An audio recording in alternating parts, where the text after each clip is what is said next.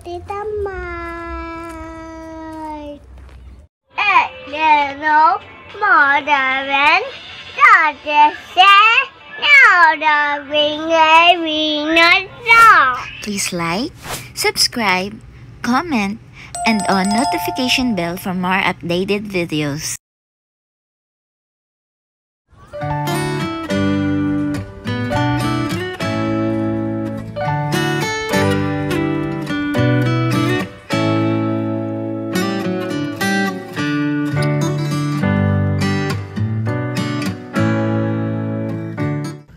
Papasok na kami sa Golden Castle. Let's see, paano siya... Gold ba siya? Tinawag na gold. Let's see kung gold ba siya. 570. Adult 70. Uy, mahal na ate. 110? Ah, 70. 70. Ano yung total? 70. Okay, welcome. Yoo! Yeah, that's all. Thank you. Hi, Shisha. Ang Eternal Golden Castle ay tinawag na Anping Great Fort o Erkanshin Battery.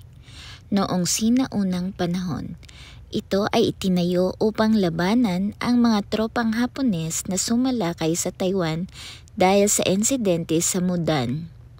Nung unang dumating si Shen Pao-chen sa Anping noong 1874, naniwala siya na ang Great Forts ay dapat itayo upang protektahan ang lungsod.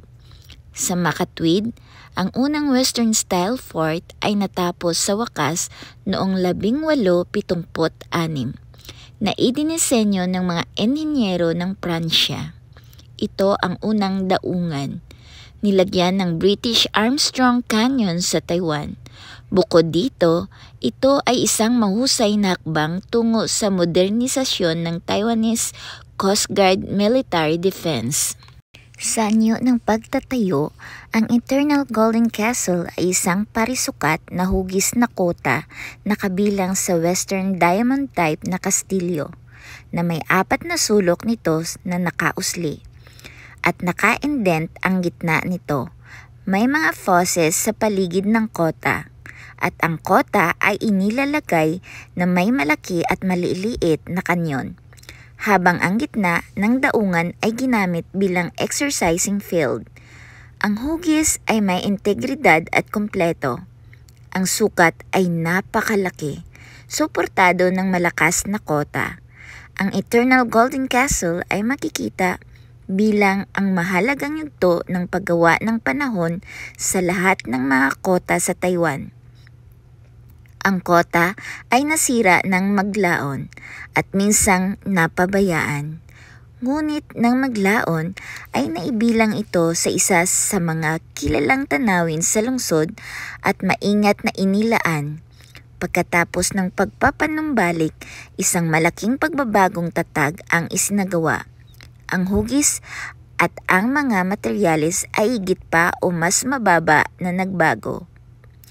Ngunit pagkatapos ng muling pagtatayo, ang orihinal na sukat ay karaniwang makikita. Sa ngayon, ang mga panlabas na pader nito ay halos 2 metro ang taas. Ang mga fosses ay nasa paligid ng mga dingding ng kastilyo. Ang mga puno at kakahuyan ay makapal na tumutubo.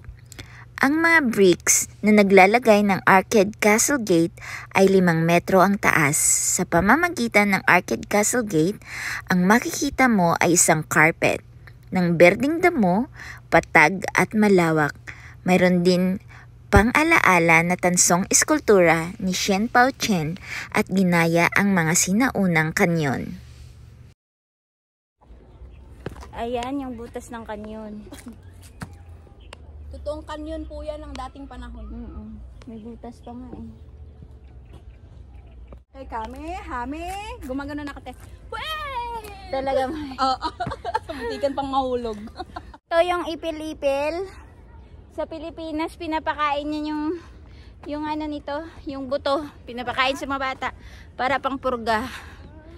Panglinis ng tiyan.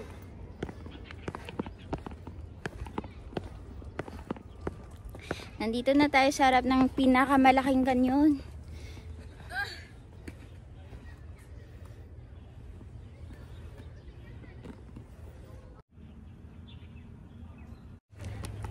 Not one, but two, but three! So may tatlong malalaking kanyon dito at nakaharap siya talaga sa dagat. Siguro kasi marami dati yung mga kalaban na dumadaan sila sa dagat.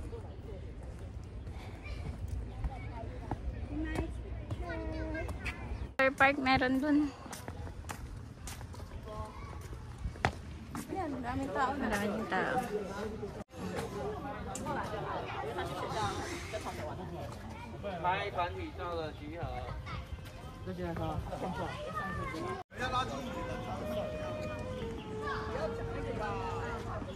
Dito sa gilid may mga upuan, pwedeng kumain.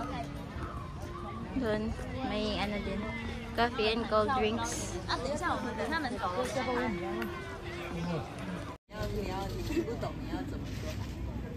他们不会讲中文。Bye-bye. Kami